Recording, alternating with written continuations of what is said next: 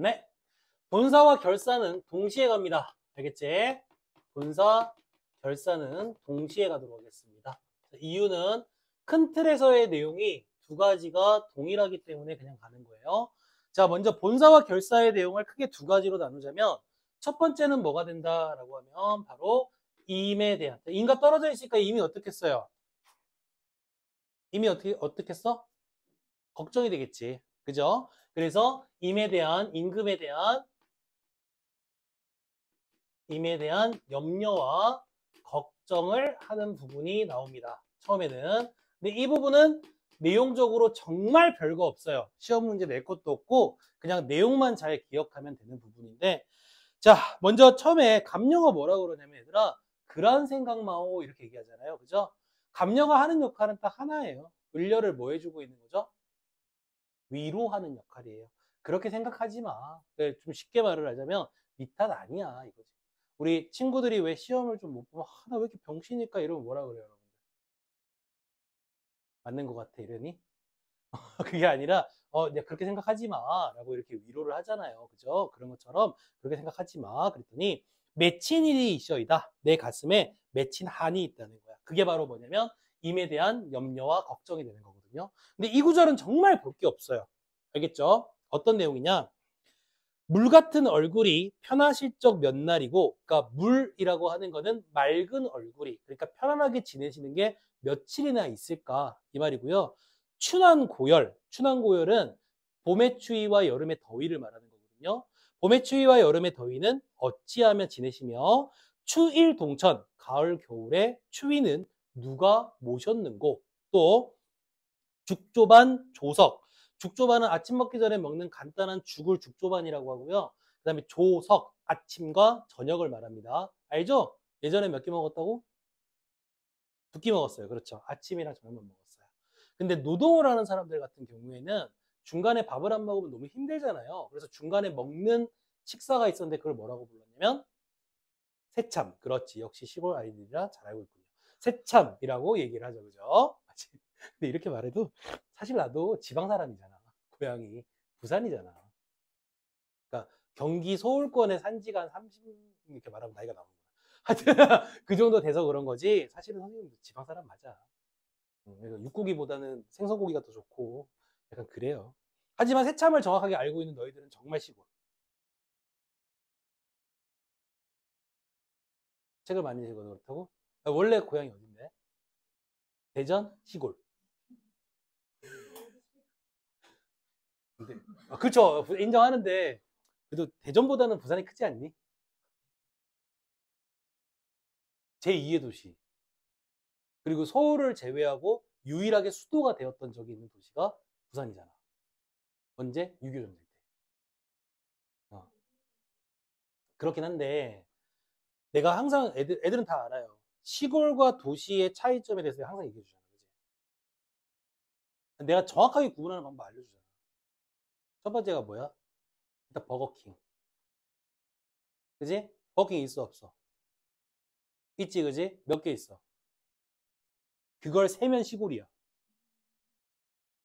그러니까 얘들아 버거킹에서 만나 그러면 몇 시? 이렇게 되면 시골이야. 서울 애들 어떻게 해? 버거킹에서 만나 그러면 뭐라 그래? 어디? 그치? 이러면 이제 도시가 되는 거지. 그 다음에 이것도 설명을 해야 되는데 백화점이라고 있어. 얘들아 백화점이라고. 이게 뭘 설명? 다이소 있지. 다이소 저기 위에 다이소. 존나 큰 다이소야. 건물 하나가 그냥 존나 큰 백화점이라고 있어. 알겠지? 그런 게 있어야지 도시지. 그치? 그리고 뭐 이제 아는 사람은 알겠지만 선생님이 살던 곳은 여기 세종에 내려오기 직전에 선생님이 살던 곳은 내 살던 곳의 반경 2km 안에 영화관이 3개거든? 2km 안에 영화관이 3개가 있다고. 메가박스, CGV, 저쪽으로 가면은 뭐지? 뭐도 있거든? 근데 여기는 이 자체에 한 개 있잖아. 슬슬 인정하자. 알았지? 어디, 고향이 어디야? 어디야? 너도 대전이야? 대전 애들은 아는데, 이게 정말 시골에 있던 애들 잘 모르는데 땅 속을 다니는 기차가 있다니까? 아니, 지금 진짜 있다니까, 얘들아. 땅 속을 있지? 땅 속을 다니는 기차가 있다니까? 지하철이라고 해. 지하에 있는 전철. 지하철. 오, 그지? 내가 탈 때 어떻게 하라고 해서 그거 탈 때 신발 벗고 타야 돼. 그렇지. 내릴 때 뭐 누르라고? 벨 눌러야 돼. 중간에 혹시 못 내렸으면 어떻게 하라고? 빨리 앞칸으로 뛰어가서 아저씨한테 내려달라고 해줘야 돼. 그럼 아저씨가 중간에 세워줍니다. 못하면 어떻게 해야 돼? 한 가지 더 알려줄게. 못하면 쫓아가야 돼요. 그게 길이 한 통로밖에 없어요. 그러니까 그거 쫓아가서 아저씨한테 태워달라고 문을 막 두들겨야 돼. 아저씨 세워줍니다. 알았지? 그리고 들어갈 때 내가 갑자기 들어갔는데 뭐가 이렇게 나를 막을 거야. 알겠니? 신경 쓰지 말고 그냥 통과해. 괜찮아. 알겠니? 그럼 누가 따라오기는 하는데 신경 쓰지 말고 그냥 가. 알겠죠? 어쨌든. 다음 볼까? 자, 죽조반 조석은 옛날과 같이 세시는가 드시는가. 그러니까 식사 잘 하시냐 이 말이야. 그리고 기나긴 밤은 어찌 주무시는고 이렇게 되는 거예요. 됐지? 그러니까 여기서는 뭐만 하고 있는 거야 지금? 염려와 걱정만 하고 있지? 근데 뭐 굳이 시험에 나올 만한 거 하나 집어주자면 표현상의 특징 정도? 문장 구조 비슷해요 안 비슷해요? 그러니까 문장 구조 비슷해요 안 비슷해요? 아, 이 부분 말이야. 춘왕고열은 어찌하며 지내시며 추위동초를 늘어서 모셨는고. 비슷하죠? 뭐를 사용하고 있다는 거냐면 그냥 대구를 사용하고 있다는 거 정도. 요 정도만 체크하고 넘어가도 됩니다. 나머지 선 틀릴 게 없어요. 알겠지? 다음. 자, 임다이 소식 이제부터 중요한 건데 임다이 소식을 아무려나 하자 하니까 다시 말하면 임의 소식을 어떻게든 알려고 하니까 오늘은 거의로다 내일이면 사람이 올까 이거예요. 그러니까 이때 사람은 어떤 사람이겠어? 나에게 임의 소식을 전해줄 사람이겠지, 그지? 자, 지금부터는 다른 얘기가 나오는데 임에 대한 염려와 걱정한 뒤에 이번엔 이제 임에 대한 임의 소식에 대해서 궁금해합니다. 됐죠? 됐니? 자, 그러다 보니까 이제 어떠냐? 오늘은 거의 지나갔고 내일이나 되면 사람이 올까 이 말이거든. 이때 소식과 관련된 것 중에 이 사람 있죠? 이 사람을 사실은 우린 두 가지로 해석을 할 수가 있거든. 표면적으로 보자면, 그러니까 겉으로 나타나는 의미로 접근을 해보자면 표면적으로 어떤 사람이야? 겉으로 드러난 건 얘들아 임의 소식을 전해줄 사람. 알겠니? 겉으로 보기에는 임의 소식을 전해줄 사람.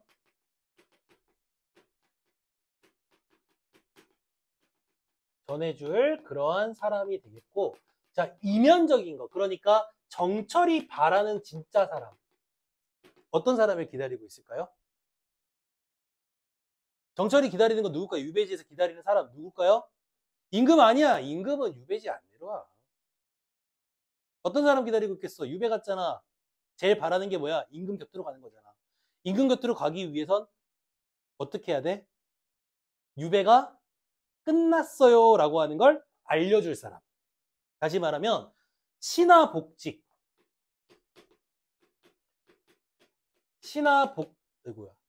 신하복직을 전해줄 사람을 기다리고 있는 겁니다. 그런데 내일이면 과연 사람이 올까? 이 말은 무슨 얘기냐? 온다는 확신이 있다 없다? 없다. 그러니까 이제부터 어떻게 할까? 무조건 기다리기도 하지만 말했잖아. 송미인곡은 소극적이지 않아요. 적극적이에요. 그러다 보니까 임의 소식을 내가 전혀 알 수가 없는 상황이야. 맞지? 다시 말하면 이 상황을 얘기를 하자면 곧 임과의 단절감이 굉장히 높아 지금. 임과의 단절감이 높아. 그렇다면 임은 보고 싶고 임을 소식을 전해줄 사람은 없으니 이제부터 어떻게 해야 돼? 내가 만나려고 노력해야 돼. 그럼 지금부터 이제 주요 내용입니다. 바로 뭐냐면 임을 만나기 위한 노력이 지금부터 나와요. 근데 그 노력을 하기 위해 뭐가 이동하게 되는 거죠? 공간이 이동하게 되는 거야.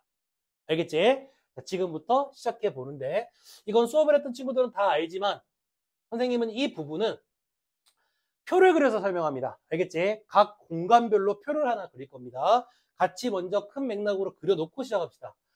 첫 번째 높은 매, 높은 산을 의미하고요. 자, 다음은 물가로 갑니다.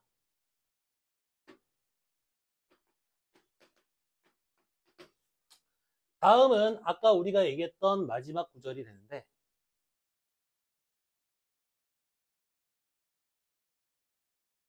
모점 천자리가 되겠습니다.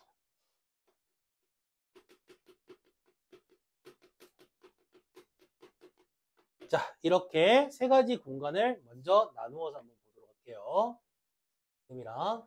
그럼 어떤 방향으로 정리를 해볼 거냐면 먼저 이 각각의 공간들이 가지고 있는 처음에 뭐부터 볼 거냐면 의미를 먼저 보도록 하겠습니다. 알겠지? 의미를 먼저 보고요. 이거 간단하게 정리할 수 있습니다. 그 다음 두 번째로 정리하는 건 자, 사랑의 장애물들이 있어요.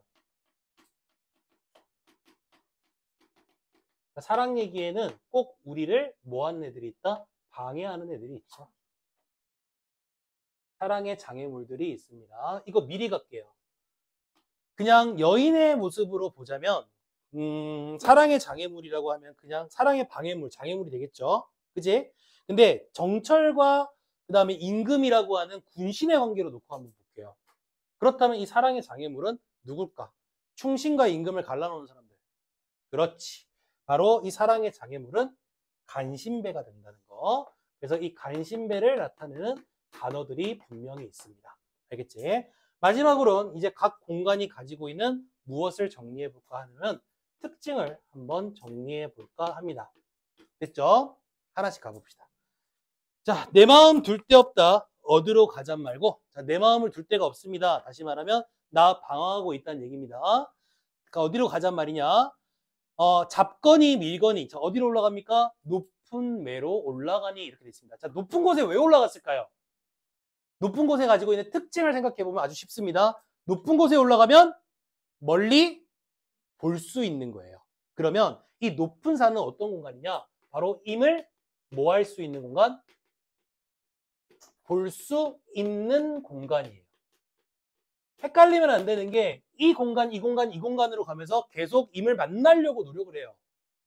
하자는 끊임없이. 알겠니? 그래서 처음에 올라간 게 높은 산인데 이거는 님을 볼 수 있는 공간이야. 그런데 높은 산에 올라가니 구름은 커니와 안개는 무슨 일인가 이거야. 자, 높은 산에 올라가서 멀리 보려고 했는데 구름과 안개가 내 앞을 가리고 있어요. 그럼 보여 안 보여? 안 보이지? 님을 보기 위해서 이들이 뭐 하고 있는 거야? 나를 뭐 하고 있어? 방해하고 있어. 그게 구름과 안개가 바로 사랑의 장애물과 실현이 되겠습니다. 그리고 간신배가 되겠죠. 됐지? 무슨 일인고? 그 다음 산천이 어둡거니 1월을 어디 보며 지척을 모르거든 천리를 바라보랴. 자, 정리해볼게. 산천이 어두우니까 구름과 안개가 끼어 있으면 이 산 전체가 밝겠어요? 어둡겠어요? 어둡겠죠? 그래서 이 사람이 뭐라고 얘기하냐면 어두운 산천이라고 얘기를 하거든요. 일단 산천이 어두운데 더 멀리 있는 월은 볼 수가 없다는 얘기가 되는 거죠.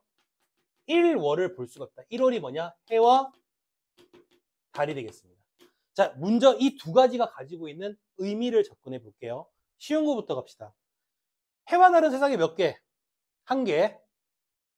물론 해, 달 합치면 두 개인데 해도 한 개, 달도 한 개지. 얘네 어디 떠 있어? 하늘에 떠 있죠. 높은 곳에 있는 유일한 한 개밖에 없는 거. 뭘 의미할까? 임금. 그렇지. 1월이 의미하는 건 바로 누구를 말하는 거냐? 임 또는 임금을 의미하는 말이 되겠죠.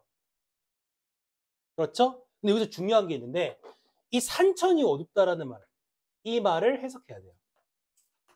일단은 어두움의 이미지를 사용하고 있기 때문에 부정적인 현실입니다. 그러면 어떤 게 도대체 부정적일까? 이거를 두 가지의 라인으로 설명을 할 수가 있어요.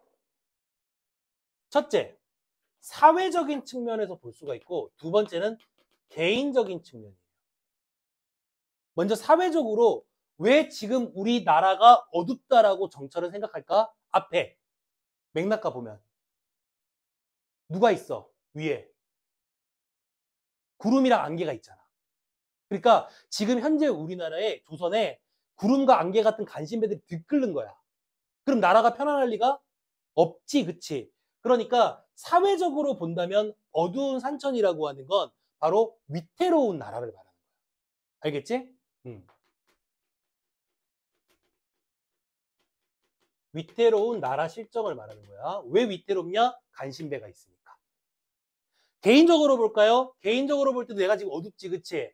나 지금 어디 와 있어? 그렇지, 나 지금 유배 와 있거든.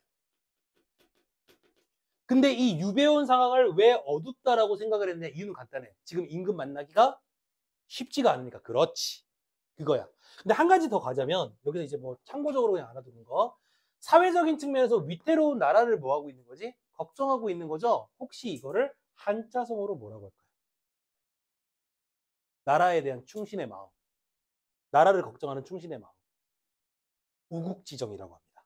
그래서 이 말도 같이 알아두시면 좋아요. 우국지정이라는 말을 사용하게 되고요. 그 다음 지척을 모르거든. 지척이 뭐냐면 가까운 거리도 안 보이는데 이 말이야.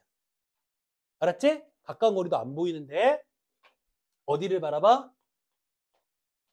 천리를 바라보랴 이거야. 근데 이거 우리 앞에서 좀 본 것 같지 않니? 이 천리라고 하는 말? 어디서 한번 썼지? 이화우 흩뿌릴지에서도 천리를 한번 썼지. 그치? 요거 뭐라 그랬어? 물리적 거리라 그랬어? 아니. 이거 뭐라고 불렀어? 정서적, 심리적 거리감이 되겠습니다.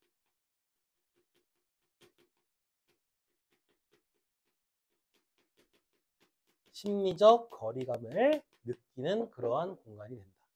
근데 아까도 얘기했지만 얘들아, 천리라고 하는 말을 사용했다라고 하는 건 그만큼 멀게 느껴진다는 얘기이기 때문에 이때는 만나기가 쉽지가 않다라는 얘기가 여기에 좀 담겨져 있어요. 알겠지? 여기까지가 높은 산입니다. 다시 말하면 올라가서 님을 좀 보려고 했는데 구름이랑 안개 때문에 봤어 못 봤어? 못 봤지? 나라 걱정도 하고 내 상황도 걱정하고 그 다음에 1월을 못 보는 거에 대해 걱정을 하죠. 이런 얘기를 합니다. 그러다가 이제 물가로 갑니다. 그 다음 볼게요. 차라리 물가에 가 백길이나 보자 하니. 그렇죠? 물가에 가서 뭐를 보겠다고? 백길을 보겠다고. 자, 그 얘기는 무슨 얘기? 나 님한테 어떻게 할 수 있는 공간이야 이거? 이건 어떤 공간? 님에게 갈 수 있는 공간.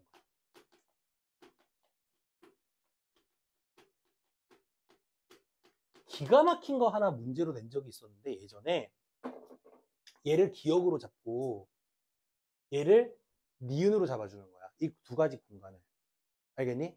근데 이 문제의 오답률이 얼마나 많았었냐면 64% 이상이 이 문제를 틀렸어.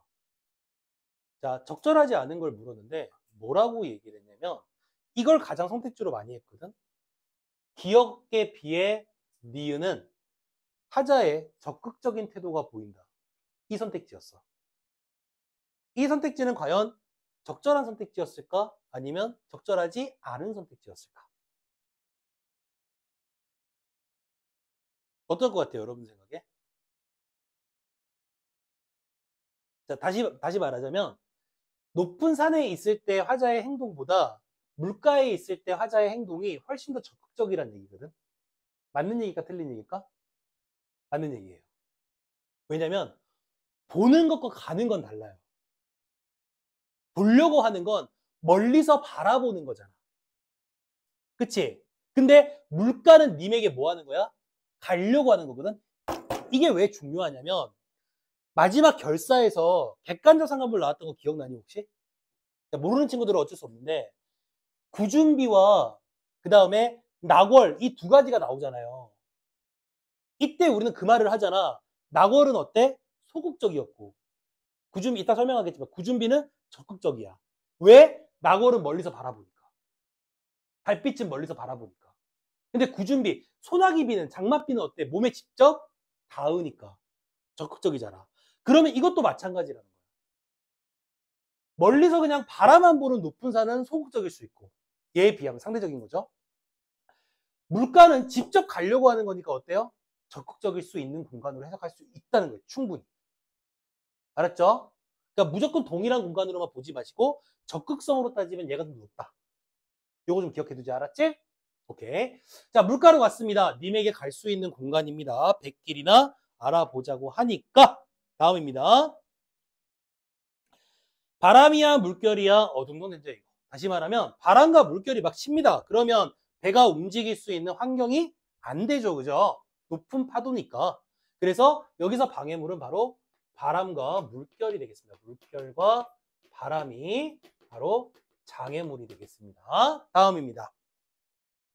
사공은 어디 가고 빈배만 걸렸는고 강천에 혼자 서서 지는 애를 굽어보니 님다이 소식이 더욱 아득하다 이 말이 되거든요. 자, 갑자기 뭘 보고 있냐면 빈배를 보고 있어요. 개인적으로 선생님은 이 빈배 같은 요 단어들은 시험에 언급될 확률이 거의 70% 이상이라고 보거든요. 빈배 정도 되는 거는. 그렇지? 왜 비어있는 배라고 얘기를 했을까? 누가 없다 그랬어, 앞에서? 사공이 없죠.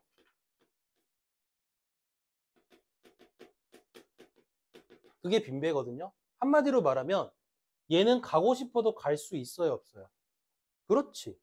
이 배의 특징은 갈 수 없는 처지라는 거야. 그런데 선생님은 뭐에 주목하냐?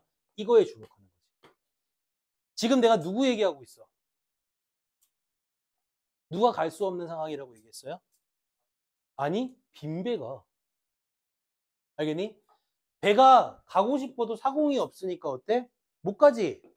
그래서 빈배가 갈 수 없는 처지거든? 근데 이 상황을 생각해보면 이 빈배와 똑같은 사람이 있어. 누구지? 화자야. 다시 말하면 화자의 처지를 이 빈배가 뭐 해주고 있다? 대신 표현해주고 있어. 얘 뭐라고 불러야 돼? 그렇지.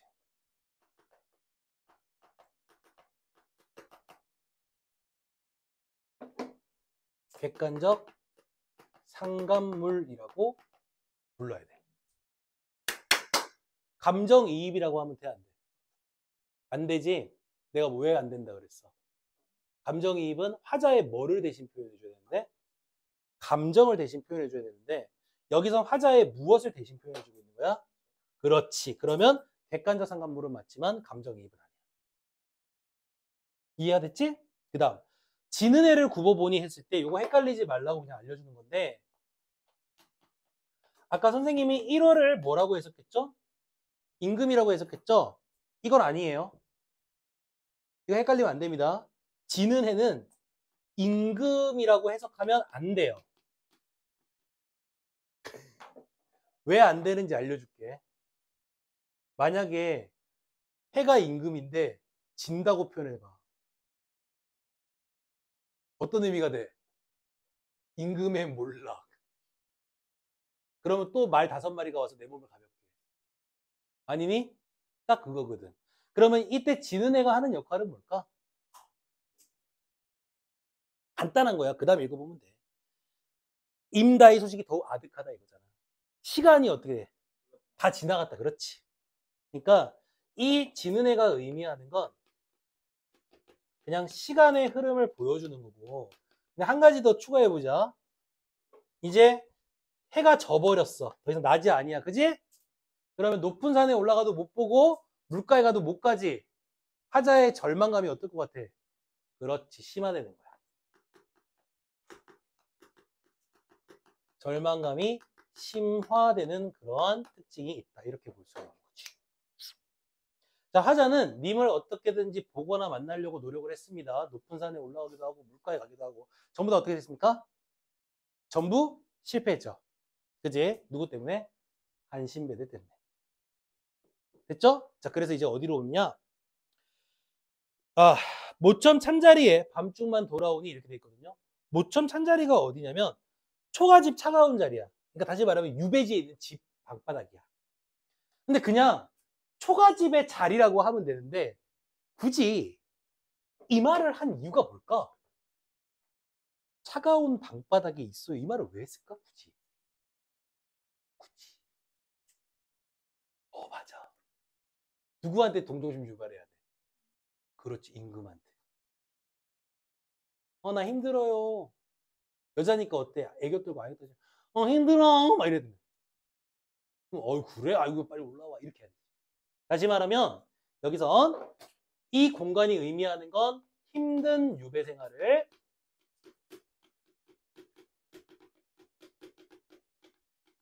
좀 어려운 말 쓸게요. 생활을 토로하고 있는 겁니다. 나 힘들어요. 이 말을 여기 담아주는 거죠. 자, 모점 찬자리에 밤중만 돌아오니 방벽청등은 nur 위에 밝았는고. 자, 여기서 먼저 특징부터 먼저 갈게요. 첫 번째 우리가 주목해야 되는 건 방벽청등이 되겠습니다. 이 방벽청등이라고 하는 것은 뭐가 되는 거냐면 이제 등불을 얘기하는데, 근데 뭐라고 얘기했냐면 누구를 위해 밝히고 있느냐 이렇게 얘기했거든요. 이해가 됐니? 그러니까 얘가 하는 역할은 누군가를 위해 밝혀줘야 되는데 환하게 밝히는데 그 밝혀줄 대상이 없다는 거예요. 근데 그게 뭐가 똑같으냐면 하자가 지금 마음속에는 사랑이 가득해요. 근데 이거를 뭐 할 수 없어? 전달할 대상이 없다는 거죠. 왜? 지금 옆에 누가 없기 때문에? 임금이 없기 때문에. 그러니까 방벽청등은 결국에 어떤 상황이냐면 임과 이별한 처지를 대신 뭐 해주고 있다 얘들아? 표현해주고 있는 대상이 된다는 거예요. 됐어요? 그럼 얘도 뭐가 되는 거지? 그렇죠. 얘도 객관적 상관물이 되는 거고. 하나 더. 감정이입이야? 아니에요. 처지니까. 그렇지. 얘는 객관적 상관물이 된다. 이렇게 볼 수가 있습니다. 그 다음 볼까요? 자, 오르며 내리며 해 뜨며 바자나니. 그러니까 오르며 내리며 해 뜨며 서성이니. 무슨 얘기냐? 내가 낮에 높은 산에도 올라가고 물가도 돌아다녔지. 피곤해 안 피곤해? 피곤하지. 딱 지금 누구의 상태와 똑같아? 여러분들의 상태 똑같지. 피곤해. 이상하게 수업이 끝날 때쯤 되면 힘들어. 피곤해. 됐지? 그럼 이제 뭐 하고 싶어? 집에 가서 자고 싶지. 하지만 안 자지. 또 쳐 누워가지고 핸드폰 쳐다보지. 정신 차려보면 새벽이지. 그래서 니네가 정말 간절하게 명문대학교를 가고 싶다면 어떻게 하라 그랬어? 핸드폰과 침대의 거리는 최대한 멀어야 돼. 니네 진짜 핸드폰 하고 싶잖아? 그러면 책상에 앉아서 하는 거야. 물론 이렇게 말하는 나도 침대와 핸드폰이 한 몸입니다. 하지만 나는 입시생이 아니잖아. 그치? 여러분들은 입시생이잖아. 선생님은 눈에 얘기하는 게 절대 침대에 핸드폰이 있으면 안 돼요. 알겠니? 하고 싶으면 책상에 앉아서 하고 잘 때는 누워서 자는 거. 이거 되게 중요하다. 이렇게 말해도 요로 듣고 요로 흘릴 거 아니야. 그래서 오늘부터 누워가지고 또 졸라 보다가 졸리면 해가지고 얼굴 딱 떨어뜨려가지고 네 얼굴처럼 되고 지금. 알겠니? 그러니까 얼굴 생긴 거 딱 보면은 핸드폰에 얼마나 얼굴을 많이 맞았는지 충분히 알 수 있거든. 알겠니? 됐니? 선생님은 거의 매일 한 번씩 맞는 얼굴이잖아. 웃어? 자, 다음. 어쨌든 힘드니까. 알겠니? 그 다음. 적은 듯 역진해서. 그러니까 어느덧 힘이 다해서. 풋잠을 잠깐 드니 정성이 지긋해서. 근데 정성이라고 하는 건 님을 어떻게든지 보고 싶은 나의 마음. 이게 지긋해서 어디에서 님을 만나게 된다? 바로 꿈에서 만나게 됩니다. 됐지? 그럼 이 꿈이라고 하는 공간은 어떤 공간이냐? 그것만 알고 넘어가면 돼. 꿈이라고 하는 공간. 어떤 공간이니? 하자의 갈등이 해소돼? 되지. 하자의 갈등의 핵심은 뭐였어? 님을 보고 싶은 마음이었는데 꿈에서 님을 만났다니까? 근데 꿈이잖아. 그러면 영원히 이어지는 게 아니라 어때요? 일시적인 거지. 그래서 이 꿈이라고 하는 공간이 하자의 갈등이 일시적으로 해소되는 공간이야.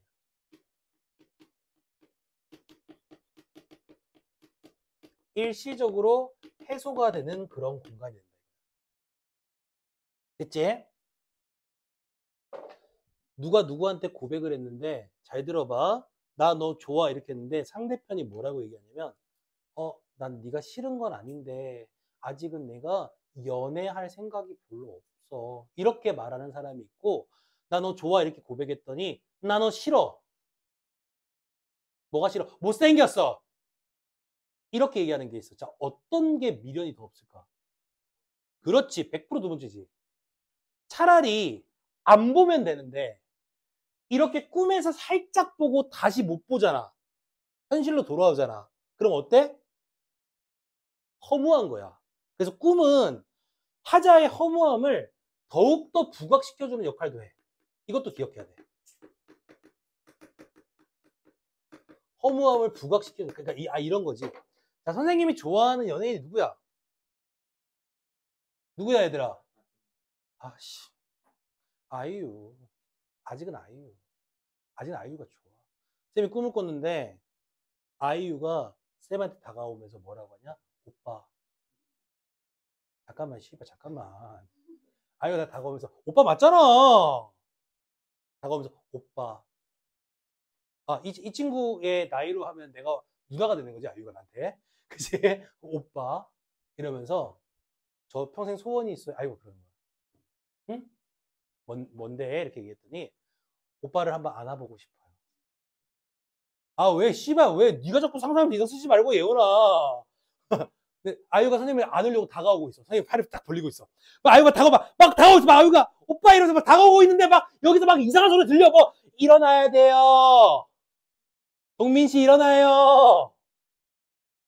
됐지? 이게 뭐야? 현실에서의 와이프 목소리인 거야. 됐니? 그럼 눈을 뜨면 누구의 얼굴이 보여요? 와이프의 얼굴이 딱 보이지? 어떤 마음이 들 것 같아? 어? 아니야, 아니야. 아니, 와이프는 맨날 앉잖아. 근데, 좋겠다. 촬영인데.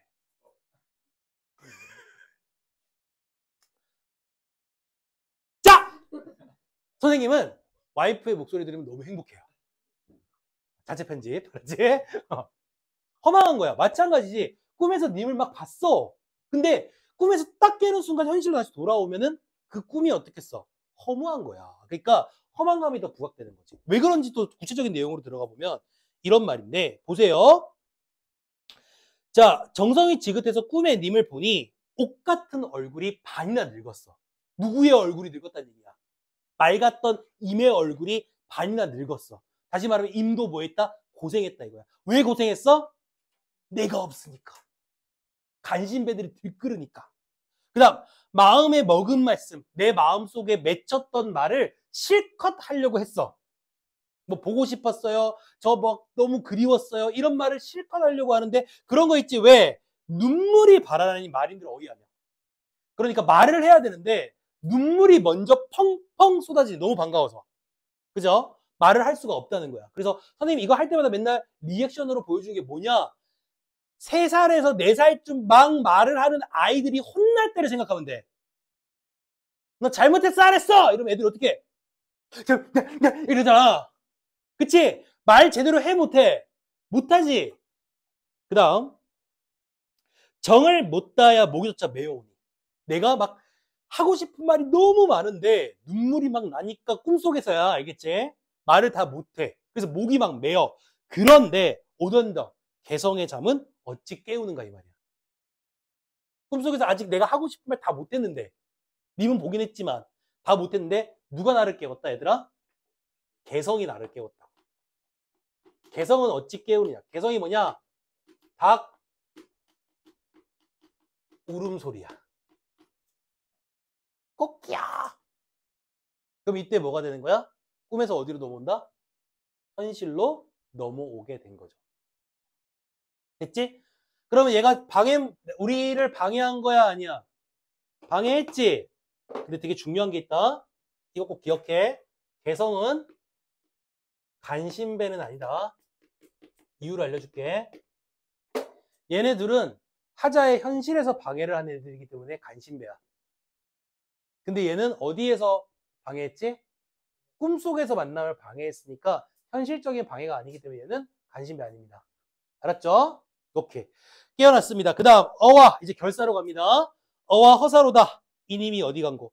결사의 내용은 계속 여기서 이어서 갈 거예요. 이유는 공간의 이동이 변하지 않습니다. 그래서 여기까지 쭉 이어진다고 생각하시면 돼요.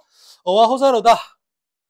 님이 어디 간고 결에 닐러 앉아 창을 열고 바라보니 어여쁜 그림자만 날 쫓을 뿐이로다 이 말인 거지, 그지? 그러니까 우리 보통 그런 거 있잖아. 꿈에서 깨어났는데 현실과 꿈이 잘 구분이 안 될 때 마치 현실 속의 꿈속을 본 것 같은 그런 느낌 있지? 그래서 창문을 딱 열어보고 님이 있는지 열어봤더니 그림자만 나를 쫓아와. 근데 무슨 그림자래 얘들아? 잘 들어봐. 앞에 뭐라고 붙었어? 어여쁜. 자, 어여쁜 무슨 뜻인지 니 알지?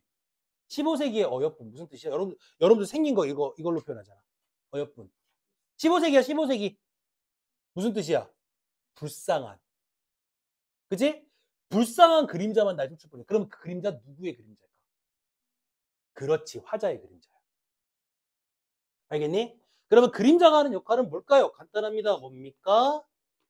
바로 화자의 고독감을 어떻게 해줍니까? 심화시켜줍니다. 심화시켜줍니다. 자, 그래서 여전히 만나려고 하는 노력은 멈추지 않습니다. 현실에선 볼 수 있어, 없어? 못 봐. 그러니까 어떻게 할래? 나 죽어서 만날래. 죽어서라도 만날래. 강한 의지죠. 차라리 쉬어디어 이 말입니다. 차라리 죽어서 나골이나 대하이셔 이렇게 돼 있습니다. 떨어지는 달이 되겠다고요. 나골. 됐지? 님 계신 창 안에 번듯이 비치리라 이거예요. 내가 나골이 되어가지고 떨어지는 달빛이 되어서 멀리 있는, 그러니까 멀리서라도 님을 어떻게 하겠다? 바라보겠다 이 말이거든. 자, 그런데 여기서 한 가지 더. 나골 말고 그 다음에 이제 감녀가 뭐라고 얘기하냐면 각시님 달이나 커니와 구준비나 되세요 이렇게 얘기하거든. 구준비는 뭐냐? 장맛비야. 자, 오늘의 마지막 설명.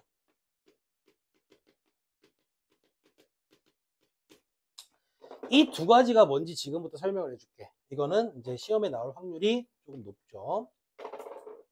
첫째, 먼저 알아둬야 될 거. 이 두 가지는 다 뭐 해야지만 될 수 있는 거야? 죽어야지만 될 수 있는 거지? 그러니까 현생과 전생과 그 다음에 후생이라고 하는 걸 믿는 거야. 그죠? 자, 이거는 무슨 사상이 반영되어 있다? 일단 불교의 윤회사상. 그렇지. 불교의 윤회사상이 여기에 반영이 되어 있고, 그 다음 두 번째, 죽어서 뭐 하고 싶은 거야 이 둘 다? 님과 뭐 하고 싶어? 만나고 싶지? 다시 말하면 화자의 무엇을 대신 표현해주고 있어? 소망. 알겠지? 얘네들은 공통적으로 나타나는 게 바로 뭐냐? 화자의 소망을 대신 표현하니까 뭐가 되겠어? 객관적 상관물이 되는 거야. 둘 다. 객관적 상관물이 되는 거야. 근데 그 중에서 무엇을 대신하는 거냐면 화자의 소망을 대신 표현하는 거야. 화자의 소망을 대신 표현해 주는 거야. 이제부터 차이점을 알려줄게. 알겠지? 객관적 상관물 화자의 소망이고, 차이점은 낙월은 멀리서 바라보죠. 그러니까 어때? 소극적이야, 적극적이야? 니네 누군가 좋아할 때 멀리서 바라만 보는 거 소극적이야, 적극적이야? 소극적이다, 그지? 맞지? 그래서 여러분들 맨날 좋아하는 사람 어때? 멀리서 바라만 보잖아, 맨날 쫓아다니면서. 그걸 뭐라 그래? 스토커. 알겠니? 오케이. 얘들아, 선생님이 이제 진짜 팁 알려. 좋아하는 사람 있잖아? 그냥 다이렉트 해, 그냥. 좋아한다고 말해버려. 까이면 까이는 거지 뭐. 쪽팔려 까이는 게 얘들아? 안 쪽팔리지, 그지? 야, 그냥 좋아하면 좋아한다고 얘기하는 거야. 까이는 걸 두려워하지 마, 알았지? 됐니? 오케이. 참고로 말하는데 선생님은 누군가에게 고백해 본 적이 없어. 살면서 지금까지. 항상 고백만 들어왔어. 그래서 대부분 사귀었던 사람들이 대부분 뭐냐? 내가 만나준 사람들이야. 자, 다음. 낙원은 그래서 어때? 소극적이야. 구준비는요? 그렇지. 적극적인 게 되는 거지.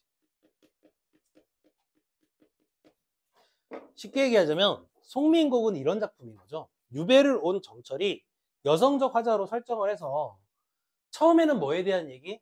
자신의 과거 상황과 현재 상황에 대한 얘기를 해주고 임에 대한 걱정을 해주고, 근데 핵심적인 내용은 어디에 있다?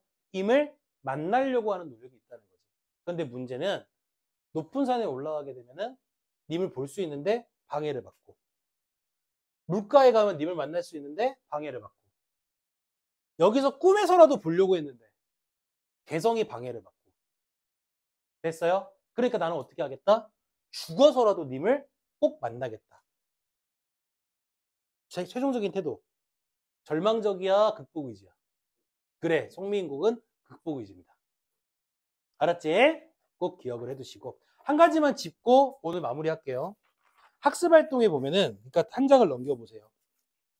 누앙사가 시험 범위에 들어가 있지는 잘 모르겠는데, 일단 그 중에 한 가지만 체크를 해야 될 게 하나 있는데, 그 218페이지에 보면 4번에 시조 하나가 나오잖아요. 정철의 시조.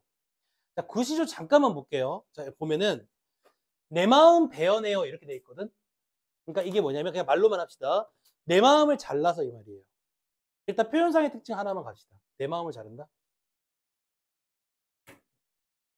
마음은 눈에 보여 안 보여? 안 보여. 근데 자른다? 그렇지. 추상적 관념의 구체화를 사용하고 있죠. 나 추상적 관념의 구체화가 뭔지 모른다. 손. 없죠?